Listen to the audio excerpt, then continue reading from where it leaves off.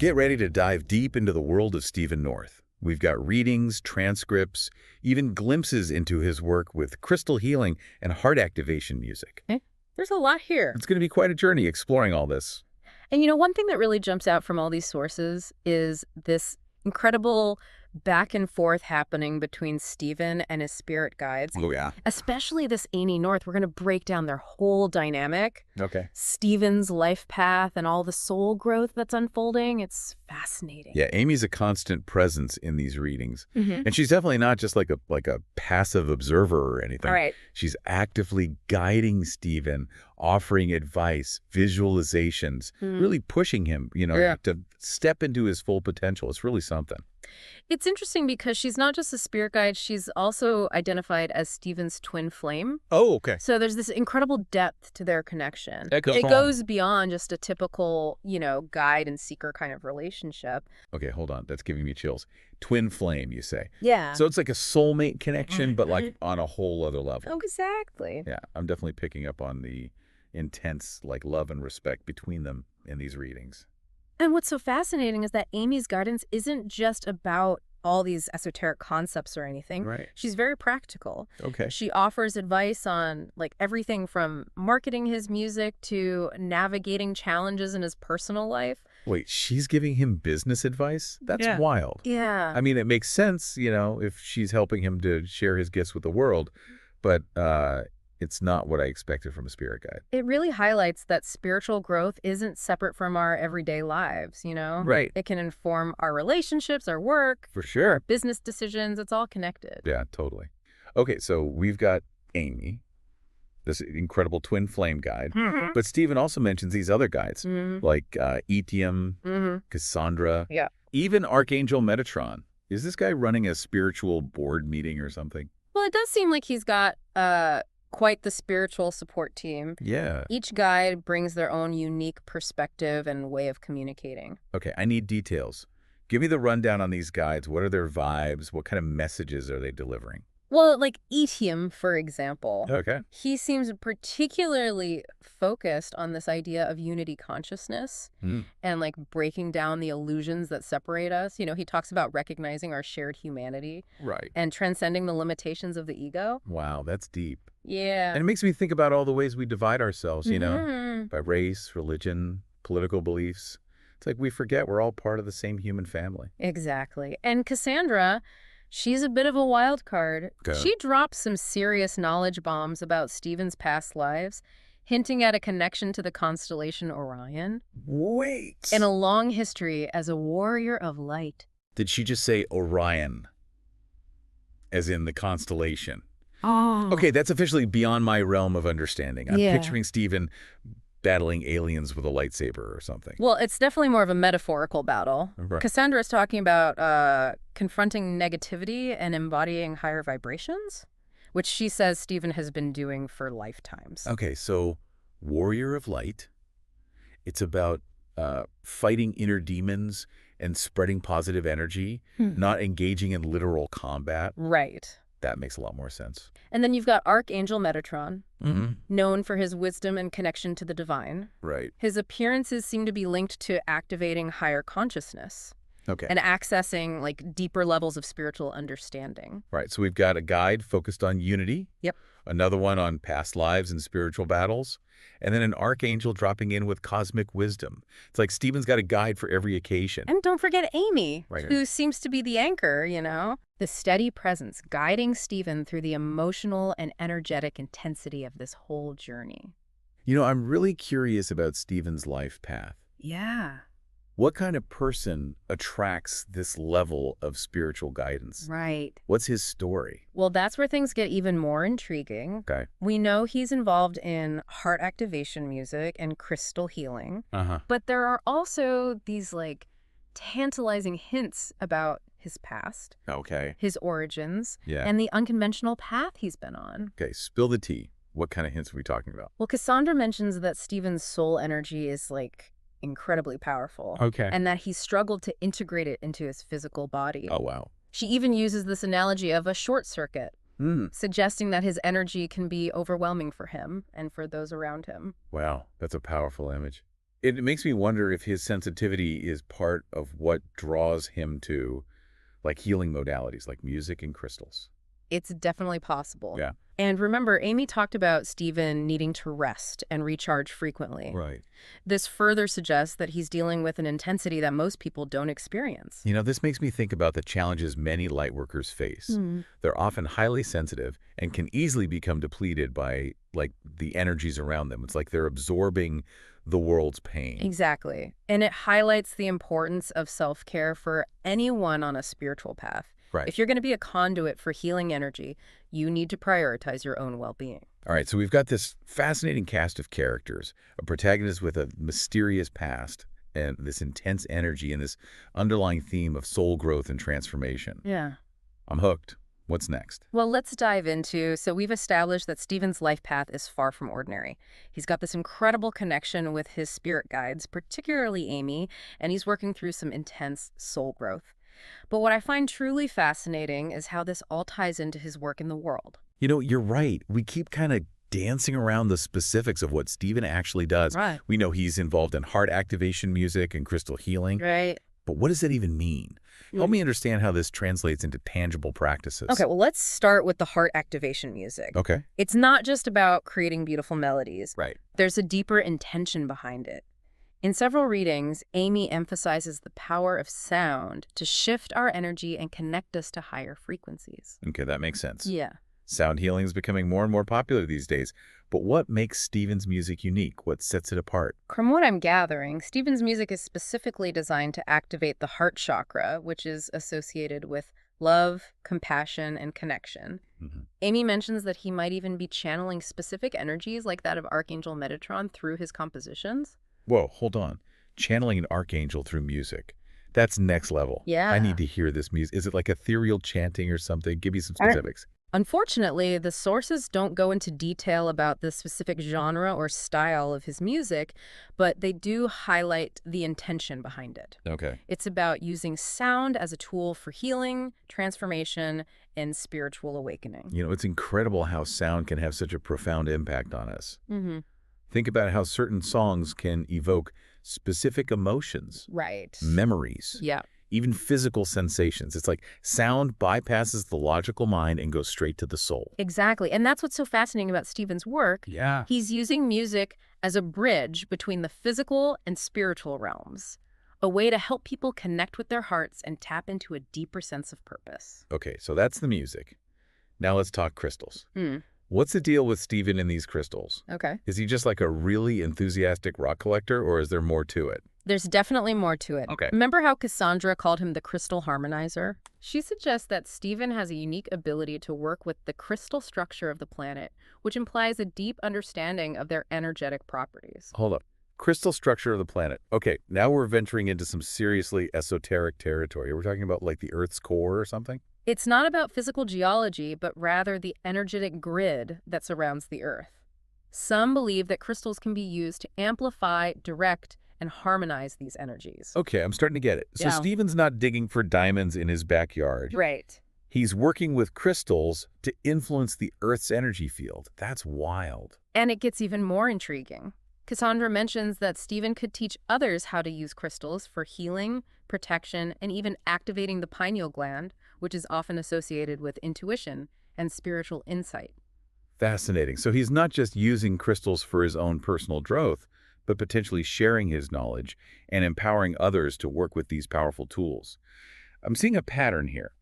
Stephen's journey isn't just about his own transformation, it's about helping others awaken and evolve as well. You're picking up on a crucial theme here. Remember how Amy stressed that Stephen's experiences with dysfunction and transformation would give him the credentials to teach others?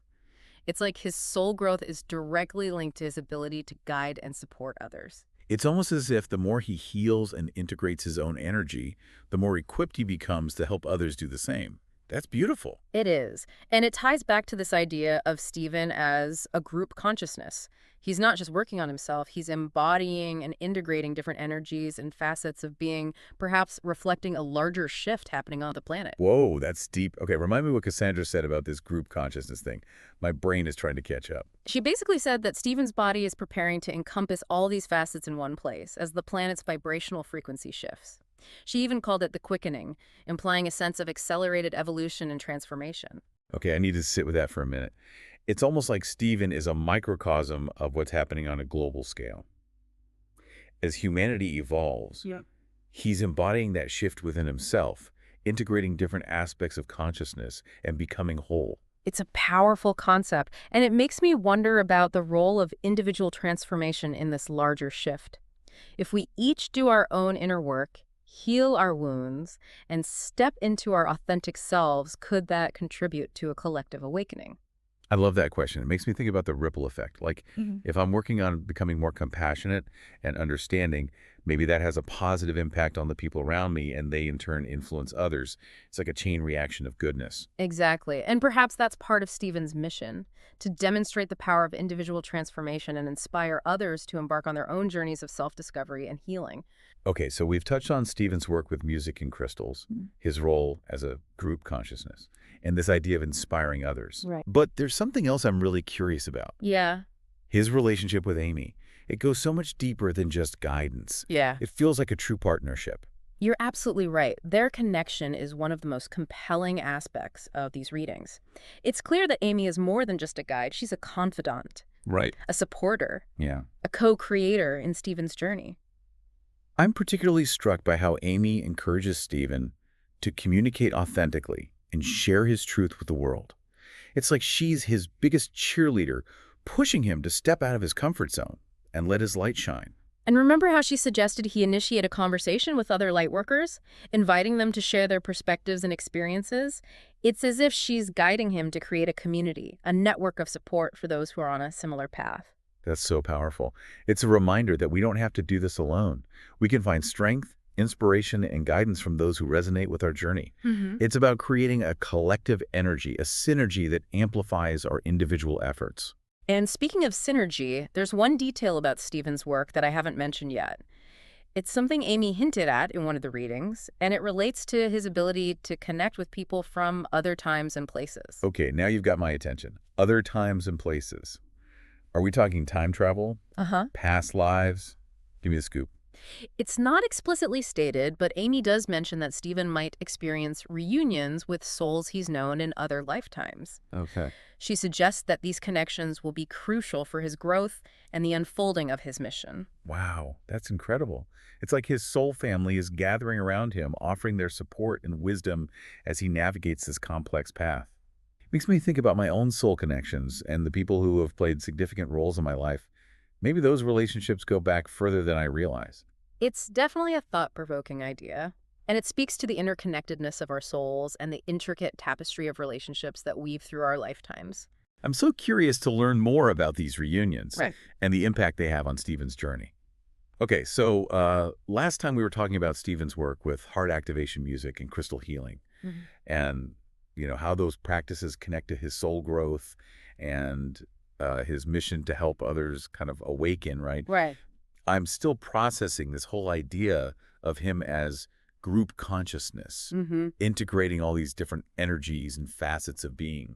It's a lot. Yeah, it's definitely a mind-bending concept.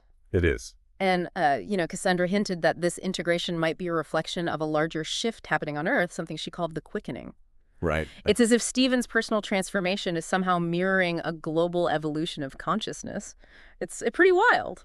I'm really struck by that idea. Like, it makes me wonder if we're all going through a similar process, maybe on a less dramatic scale. You know what I mean? Yeah. Like, are we all integrating different aspects of ourselves as humanity evolves? Are we becoming more whole? That's a fascinating question, and it speaks to the interconnectedness of everything. Perhaps Stephen's journey is a microcosm of what's happening on a collective level. Right. As he heals and integrates his own energy, maybe he's paving the way for others to do the same. I love that idea. Like, he's a trailblazer, Yeah. forging a path for others to follow. But let's bring it back to the practical for a moment. Okay. We talked about Stephen's challenges with grounding and managing his intense energy, right? Right. What specific tools or techniques does he use to kind of navigate those difficulties? Well, in one reading, Amy guides him through a really powerful visualization exercise. She encourages him to connect with a gentle, universal flow of energy, allowing it to move through his chakras, clearing blockages and restoring balance. Okay, that sounds incredibly soothing. I could almost feel the calming energy just hearing you describe it. It reminds me of, how important it is to work with our energy systems. Right. Whether through visualization, meditation, or other modalities, we often neglect that aspect of ourselves. But it's so crucial for overall well-being, I think. You're absolutely right. And what's interesting is that Amy doesn't just focus on the technique itself. Right. She also emphasizes the importance of connecting with the divine source of this energy. Yeah. She encourages Stephen to merge with the all, to remember his true nature as a spiritual being. She's guiding him to access a higher level of consciousness, right? Right. A state of being that transcends the limitations of the ego and the material world. It's about connecting to something bigger than himself, something that can provide support, guidance, and a sense of belonging. Exactly. And this connection to the divine seems to be a key theme throughout Stephen's journey. Yeah. It's what allows him to tap into his full potential, to access his gifts, and to share them with the world. It makes me think about the different ways we can connect with the divine, whether through prayer, meditation, nature, or even creative expression.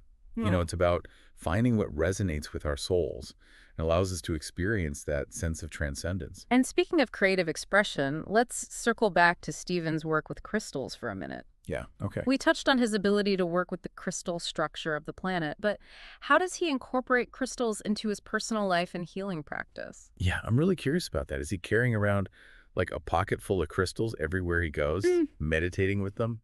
Give me the inside scoop. Well, Amy mentions that Stephen creates crystal grids, Okay. which are arrangements of crystals, designed to amplify and direct energy. Right. He also works with crystals in water, Okay. perhaps creating elixirs or using them to infuse water with specific vibrations. And she even mentions him using crystals during his healing sessions with clients. Wow, that's fascinating. It sounds like he's really attuned to the subtle energies of crystals and knows how to harness their power for healing and transformation. And remember how Cassandra suggested that he could teach others about the different ways to use crystals? It's as if he's being called to share this knowledge, to empower others to connect with the healing energy of the earth. It's incredible how many different modalities Stephen is weaving together. Music, crystals, energy healing, visualizations. It's like he's creating a symphony of healing practices, drawing from both ancient wisdom and modern techniques. And let's not forget about the guidance and support he's receiving from his spirit guides, especially Amy. It's as if they're working in tandem, orchestrating this incredible journey of soul growth and transformation. It's so inspiring to witness this level of collaboration between the physical and spiritual realms. It's like a reminder that we're not alone in this journey, that there are forces beyond our comprehension that are guiding and supporting us every step of the way. And speaking of guidance and support, there's one more detail I want to mention. Right. It's something that came up in one of Cassandra's readings, and it really piqued my curiosity. Okay. She mentioned a group called the Order of the OLM, who are apparently supporting Stephen on his journey. Okay, Order of the OLM. That sounds intriguing. Who are these mysterious beings? Are they like a secret society of spiritual masters or something? Cassandra describes them as Stephen's comrades, suggesting a deep bond of kinship and shared purpose. Right. She doesn't reveal much about their nature, but she does imply that they're working together to bring light and healing to the planet. It's like Stephen's part of this cosmic team, a network of light workers who are collaborating across dimensions to assist humanity in its evolution. It's giving goosebumps just thinking about it. And remember how Cassandra mentioned the Maldek Brotherhood of Light earlier? Yeah. I wonder if these two groups are somehow connected, working together towards the same goal of restoring balance and harmony to Earth. That's a great point. It seems that Stephen's journey is woven into a much larger tapestry, a cosmic dance of souls who are dedicated to the awakening of humanity. It's both humbling and inspiring to contemplate.